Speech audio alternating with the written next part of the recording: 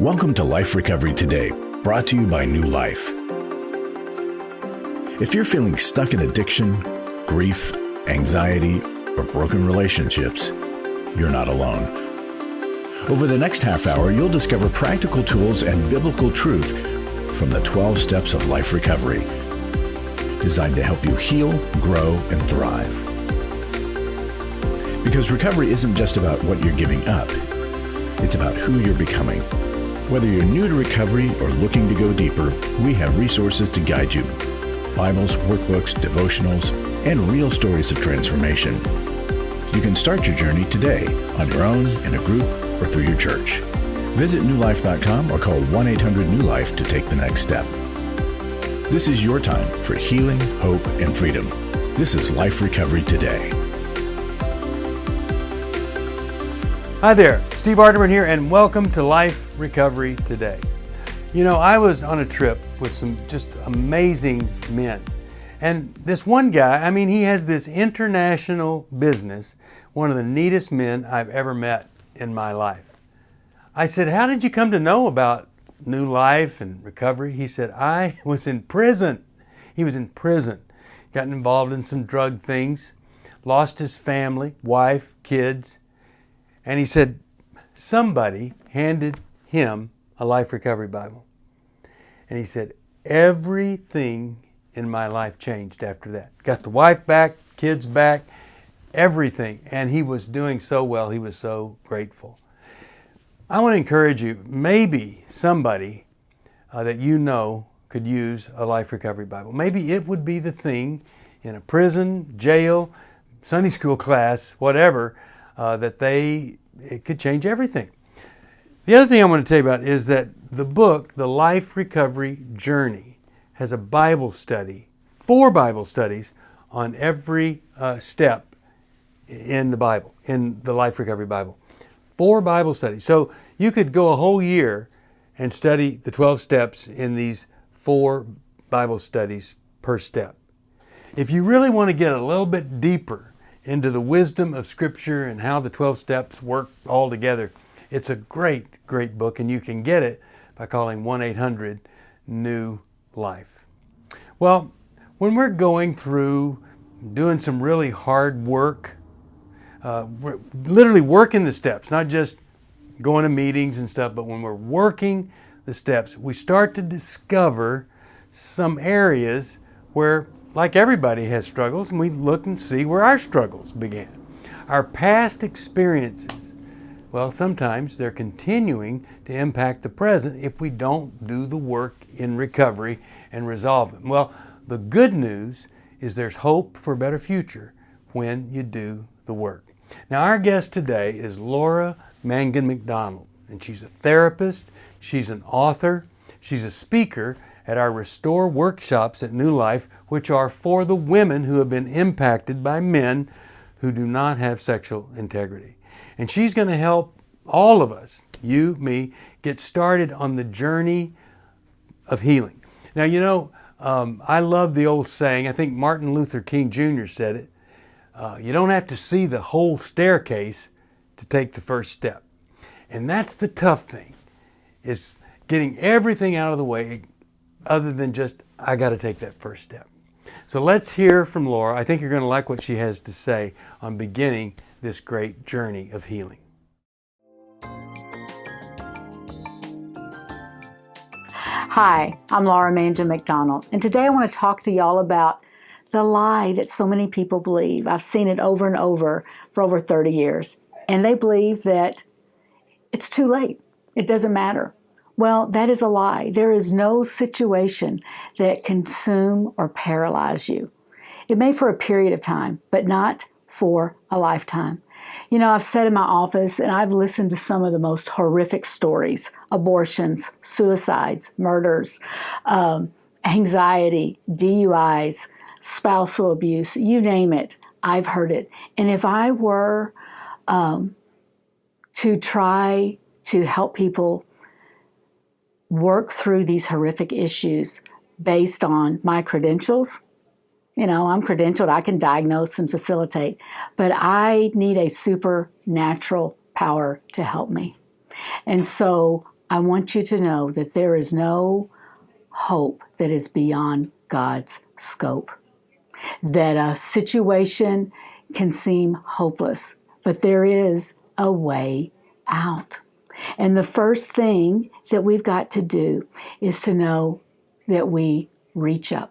We reach up to a power that's greater than us. We need a super added to our natural. The second thing we do is we reach out.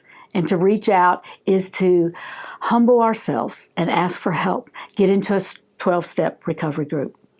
Get into a new life workshop, emotional freedom, restore, every man's battle, intimacy in marriage. There are so many. Get into individual counseling. But there's no reason for you to stay stuck. And then the third part is to walk in. And we do that one breath and one step at a time. And then we do it again and again and again.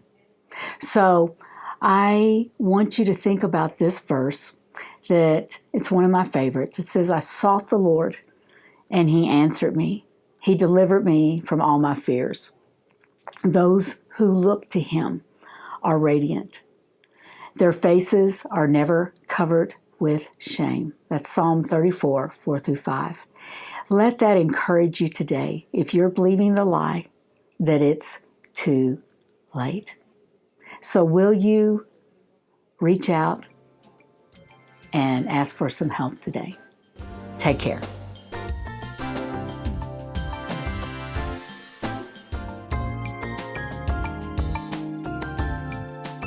Hey y'all, my name is Mangin McDonald, and I'm a New Life counselor. Today I'm going to talk about when time and trauma collide. It's the reason that most people come into my office to seek counseling. Whenever we have some type of trauma in our life and it's not healed, it will manifest into some type of behavior. Depression, anxiety, lack of confidence, fearful, disruptive, chaotic relationships. It results in some type of insecure attachment. Now, we can heal, but to heal, we've got to go back and touch that pain. So you think, well, how can I go back? Because we can't go back in time, but because we live in redeemed time, we can touch the pain that happened there in the now. Let me tell you what that looks like. So let's say that you grew up in a chaotic home and you had to kind of learn how to disappear in plain sight. Well, that coping skill that you learned that protected you as a kid is the same coping skill that will disconnect you as an adult. So you have an emotional void in knowing how to deal with conflict in relationships. So now you may understand that in your head and go, well, I get that. I understand that, but I don't see how that, what happened to me back then, impacts now.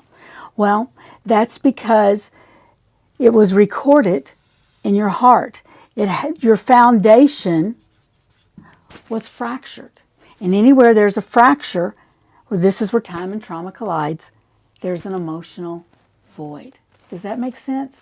And if that emotional void is not healed, then it morphs into an emotional limp. And that limp shows up in life until we go in and get it fixed. Okay. And so, like I said, most people try to understand their pain in their head, and we do. But the pain that happened is healed in the heart. Or what some Christians will do is they will agree in their spirit that, they've been made new. That's true. We are made new, but our history isn't healed the day we're made new. We've got to bring all that together. So if you find that you have been in therapy, that you've keep on defaulting back to this same place where you, no matter what you do, you're stuck. You don't have to be stuck. What you're missing, here's the big word, is the experiential process. You've got to bring that pain into the light with God's people and His Word and a safe place for your pain to be touched. Then you can heal where time and trauma collided. Hope that helps. Hey, don't stay stuck whatever you do, and call New Life, 1-800-NEW-LIFE. There's tons of resources, workshops, intensives, therapists who are trained in trauma that can help you. Take care.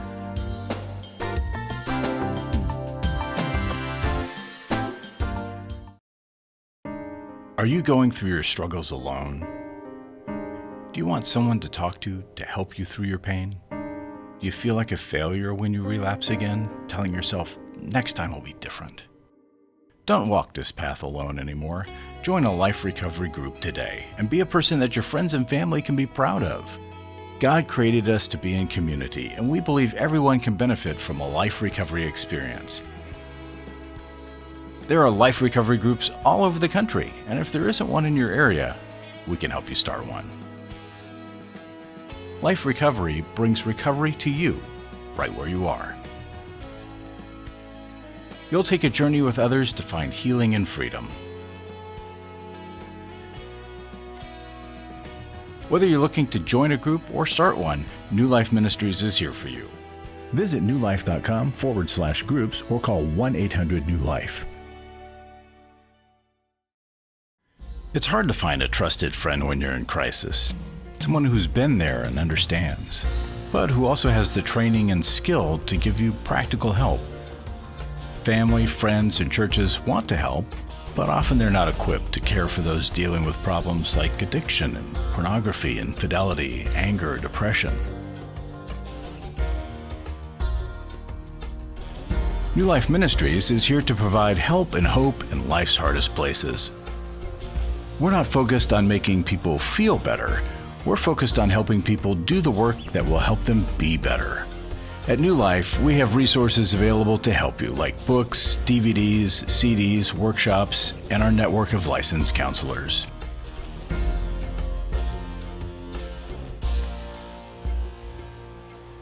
If you need help, call 1-800-NEW-LIFE and begin your new life today.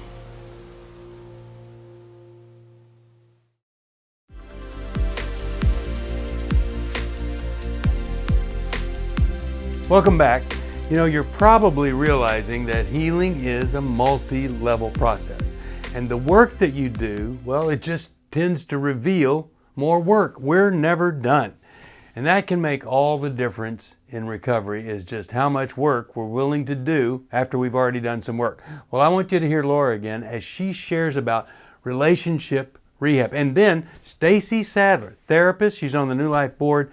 She's going to talk about repairing rupture in our most delicate relationships. Here they are. Hey y'all, I'm a New Life counselor. My name is Mangin McDonald. And something I hear in my practice all the time is, how do I know what a healthy person looks like? I think I do, and then we become friends or we go out and it ends up in a disaster. So today, I'm going to talk about relationship rehab and the 3 non-negotiables that, if we'll understand them, they need to be present in every relationship. So here we go. These 3 non-negotiables are always going to push us closer to God. That when we're around this person, they pique our interest. They want us to know more about the Lord. They want us to understand the power of grace and forgiveness and our destiny and so on. And we're going to feel closer to Him in a personal relationship. The second thing is to connect with people, that we will find ourselves being more drawn to more relationships, to be more involved, to want to get to know other people. And the third thing is to be our authentic self. And that doesn't mean that our personal desires of our heart, but that our authentic self lines up with the person who Christ created us to be. That we are going to feel empowered. We're going to take the risk. We're going to be moved, to be brave, to walk out, to be the person Christ made us to be. Now, when we do those three things, these are the three non-negotiables, these three non-negotiables will always manifest into being acted out in our relationship in three ways. When we're around that person, we feel them in our heart. They are emotionally present. They're not just saying the right answers or doing the right things, but we feel them close to us. The next thing this person will do is they will accept all of us. The good, the bad, the ugly, the desires, the dreams, the failures, whatever. And this is ginormous crucial because the different parts of our heart, often we want people to see our successes and we want people to know about the good things in our family or the right choices we made, but we don't want them to know about the despicable things. We don't want them to know about what shame says to us. And until we bring all of these parts of our heart together, we're going to be divided. Oftentimes we want to amputate, and I say we need to integrate. And so when we bring these parts together, that lets us be completely known, and that's where freedom is found. That's the power of grace. So then when we're completely known, the next part that this person will do, or what trait they will have, is they will be honest. We have to be accepted before we can face the truth about what needs to be changed or what we need to work on. Okay, so that was super duper quick. Here's 3 scriptures to support this, but here's the big takeaway. Our next big takeaway is if you're a female and you're looking for healthy relationships, get with other females to learn this. Women's group. Women, like this weekend, we're doing a restore workshop. Go to a restore workshop. Get in therapy with female therapists who can work with you. The point is, if you're looking for this in the opposite sex, before you have found it with your like-minded sisters, it usually will end and go south. And likewise for you guys. Don't look for this in a female if you don't have this type of closeness and camaraderie and openness and truth with guys, which you can get at EMB or emotional freedom workshops. So many choices. Here's the bottom line. Nobody's stuck. Whatever you do, don't stay stuck. What you can do is call New Life, 1-800-NEW-LIFE. And there's all kinds of resources for you there. Hope this helps, and talk to you later.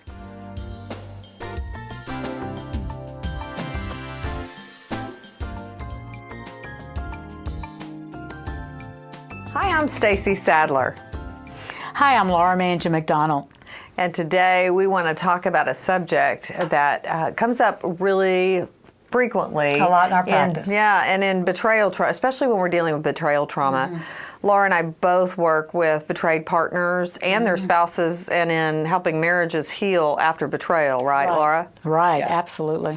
And one of the things that happens is because in the addict or the betrayer, there's so much shame and there's so much just they're self-focus, would you say? Yeah, because shame has you to self-focus. That's right. Early on, for the person that's done the betraying, that they really find it hard to hold space for the partner. Do you see that a lot too? Right. It's shame makes them want to run. I always say we need to make space for grace and don't give pride a ride. That's right. That's right. And so one of the big essential ingredients to healing is for the partner to feel like they've been heard by their husband, by their spouse. Right. Because oftentimes the person who's betrayed or ruptured the relationship is done that because of their own shame, right? Yes. And their own internal wars that are going on.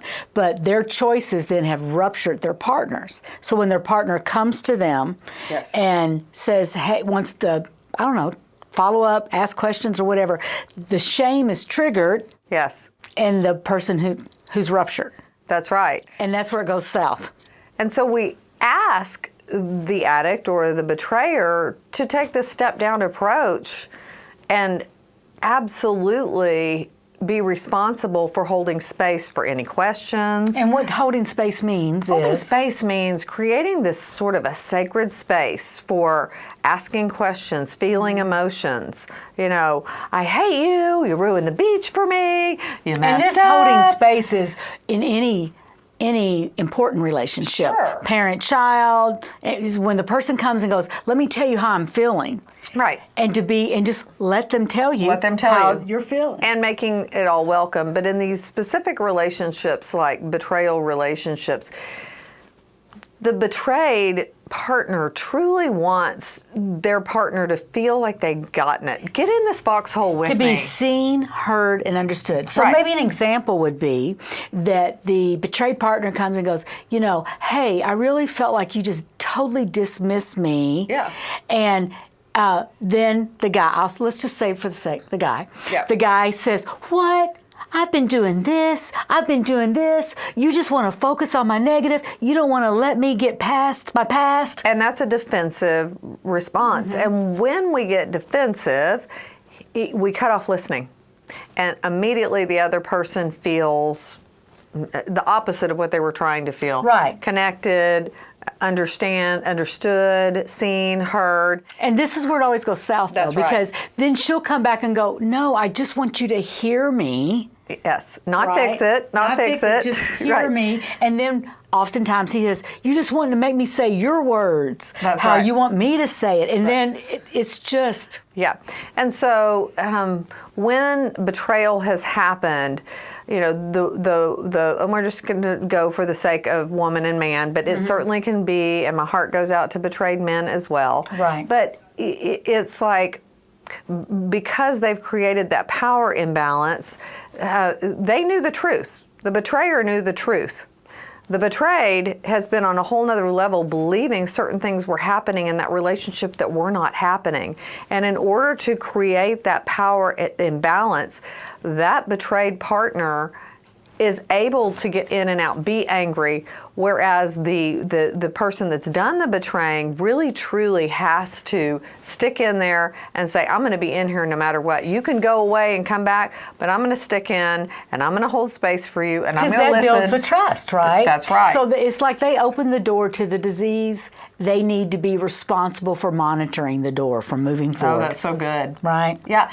And I mean, I'd say this is higher level recovery, wouldn't you? It is higher level, but it's a vision that needs to be seen Right. at the onset, because if not, they're forever feeling like they have to, how long do I have to take this? How long you know, they feel like they're kind of being badgered. That's right. In a way. And so why do we think that this benefits? Why do we want the betrayer to understand this? Well, for one thing, what it does is it puts the relationship on level ground. And a relationship that's on level ground with honesty is a relationship that can thrive. And be intimate. And be intimate. And the connection that he was initially desiring, Yeah. right? Is defensiveness a turn on? I know. Not for me. So, hey, there's some motivation right there. You know, when someone's defending themselves, I don't feel very connected to them. Right? No. And it is it so dumbs down the one who's been hurt. That's right. And why? So we want partners to know this and understand this because they deserve to have a partner that understands them. So it's just such an important piece. Learning this skill will change the trajectory of their relationship. It will give them, it's going to give them everything that they don't even know they need to give them the security that they were created for. Yeah. And really it's about listening. It's not about fixing, which is difficult for some people not to want to fix. And I'm sure you see the same thing. Once my clients get this, it takes them to a whole new level. Oh, sure. A whole new level. But one day, one of my male clients said to me, "Oh, it's not about me. It's about her." And it's like light bulb went on. And she felt so much a part of him. And like he it finally allows got her to move closer. Absolutely. Okay, so here's where we can land the plane. It allows her to move closer. Right. And he feels validated for the work he has done. How about that? Well, I always say it's like he created the fire, and now I feel like he's got to go back in and be that fireman that rescues her from the fire. That's good. And carry That her gives me out, chills. That's good. even though he started the fire. But he's got a chance to be a hero again. Yeah, which he was made for. That's right. Yeah. That's right. So we've got lots of resources at 1-800-NEW-LIFE with Restore and Every Man's Battle. Call us and get more information because we want to help you heal from betrayal trauma.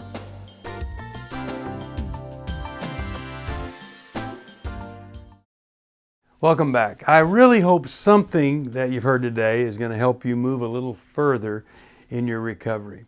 You know, in the business world, they talk about return on investment. Well, there's another concept I like to talk about. It's called return on failure. All of us fail. Now we hear things like failure's not final. Okay, we get that. We just need to hear that one time. But here's the thing. We fail.